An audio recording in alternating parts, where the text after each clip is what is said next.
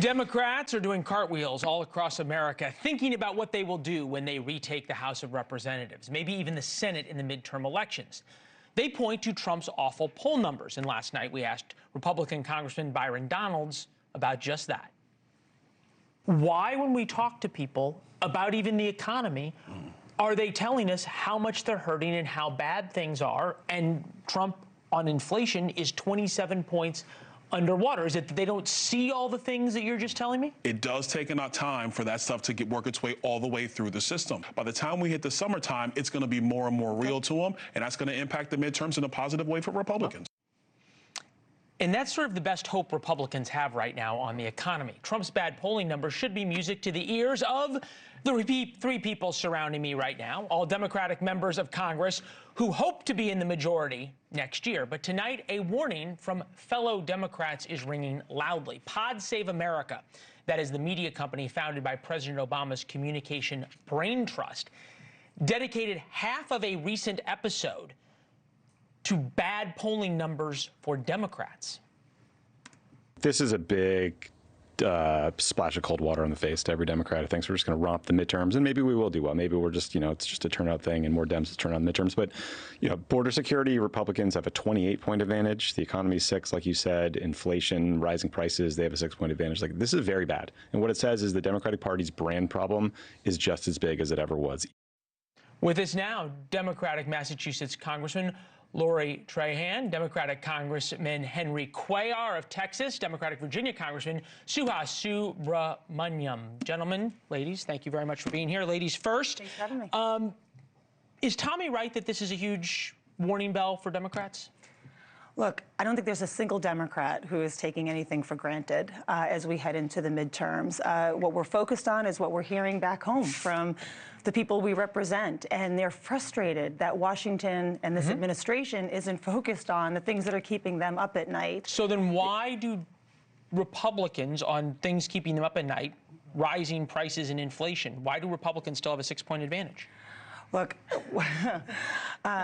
this notion that people are feeling, good about this golden age in America is ridiculous. Okay. Across the country, people are staying awake at night because they're worried to open up their utility bill, going to the checkout for the grocery store, everyday items. They can't access their health care. So, that is what Washington needs to be focused on. That's what this administration, we talk about Greenland, Venezuela, Cuba, Either of you guys want to help her out, though, on why Republicans still lead on 6 points on inflation? She's doing very well. Okay. Go ahead, Laurie. Hey, look, and as with friends like these, who needs enemies? There's like different polls depending on which ones you look at. There are a number of polls that they look at and that we look at, and I will tell you, the president, between last year and this year, his numbers are underwater, and it's because he's not focused. There's no question Donald Trump's numbers are underwater. There's only one group who is more unfavorable looked upon by the American people than Donald Trump. Do you know who that is? I know what you're going to say. Democrats in Congress. 18% of voters approve of the way Democrats in Congress are handling their jobs. 73% disapprove. Quinnipiac last month.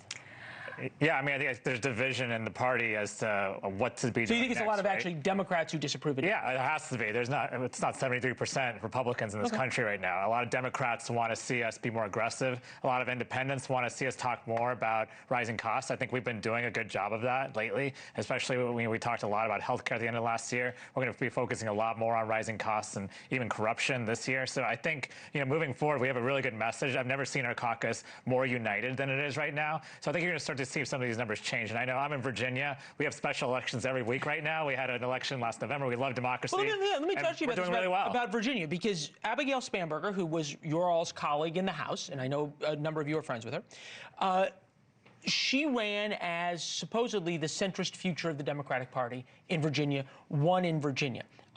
These are the first moves of the Democratic House in Virginia, and now for Abigail Spanberger to sign as governor. Raise taxes substantially, including on every single Amazon, UPS, or FedEx delivery. Redistrict all the House districts in favor of Democrats. Advance amendments on abortion rights, same-sex marriage, and voting rights for felons. New DEI laws.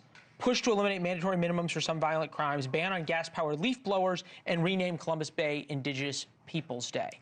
Is that what people... I think that's a little bit of cherry picking there. That's a little cherry picking on the executive order. These are bills, because I served in the General Assembly, though. Those are just bills introduced. Those are not. Right? Those are not executive orders. Those are bills that were introduced. The first executive order was to end cooperation with ICE. Yeah, but I served in the General Assembly. There thousands of bills are introduced by the far left, far right. No, we should see what actually passes and what she actually signs into law. And what she's prioritized is lowering housing costs, which are a big issue there. She also talked about grocery costs. She also talked about energy costs. She's talking about rising costs and hyper-focus on that. So I don't think you can take the most liberal or most conservative, bills introduced and say that's our agenda. And Leland, you cannot deny every election that's happened since the president was inaugurated a year ago, Democrats have won. And they've won because they've talked about the concerns that people are feeling back home around affordability and the fact that life is too expensive. The fact that the administration hasn't taken that as a cue of what to focus their efforts on is, it's not just a betrayal to the American people, but it also sets them up to be in a really poor position come the midterms. Well, to that point, President's coming back from Davos tomorrow. On Tuesday, he's traveling to Iowa. Vice President will be on the road in Ohio on Thursday. Susie Wiles tells the White House press pool that Trump will travel Tuesday to Iowa for an economic and energy-focused speech. She added that the president will make weekly travel ahead of the midterm elections, and cabinet officials will also increase their domestic travel. Congressman Cuellar, I think you have by far the most competitive district coming up in the next election. Would Donald Trump visiting your district be good for you or good for your Republican challenger? I think it would be good for me because if you look at it, he did win South Texas, no doubt. But if you look at the rest of the Democrats, the sheriffs, the county commissioners, everybody else, all Democrats won. And there's two things that are turning what I call, buyer's remorse for people that voted for him is the overreach of ICE, number one, and the high cost of things. So people are looking at this, and I think this is something that, we're not taking anything for granted. We will win. But I do want to give a caution. When you say we, you mean Democrats? Yeah, okay. Democrats. So you think you'll take the majority? Yeah, we will take the majority. But I'll give this caution note. I've seen when Democrats won in 2006, 4 years. When we won in 2018, 4 years. And I remember I was just beginning. I think it was a second term, and I said, hey, we got to be careful that we don't overreach. I believe in incremental changes. Okay. And if you overreach, we'll lose the majority, and I want to stay there for a while as Democrat. Oh, okay. So to that point, Trump still leads plus 28 on border security, and you say the overreach of ICE is a problem. You're going to separate these two? Oh, yeah. Look, if you want to stop the open borders that we had, absolutely we want to do that. And it started... you used to talk about it. I used to talk about all that. So? But if you want to deport criminals, we're with you. But when you start going after people that have been here for many years, don't have a criminal record, yeah, it does. It hurts the economy. All right, so now there is the question of whether you make this about affordability or you make it about Donald Trump. You were the only one who sort of seemed to go there. You said we need to start talking more about corruption. I think that is sort of code for, hey, we want to go after Donald Trump. He's not the only corrupt. Would it be smart of Democrats? Well, here, I'll ask it this way. Will any of you make a pledge that right now you would not vote for impeachment for Donald Trump in the next Congress? I'll make that pledge. I'm not going to vote. We already tried it. It didn't work. You're not going to get the votes in the Senate.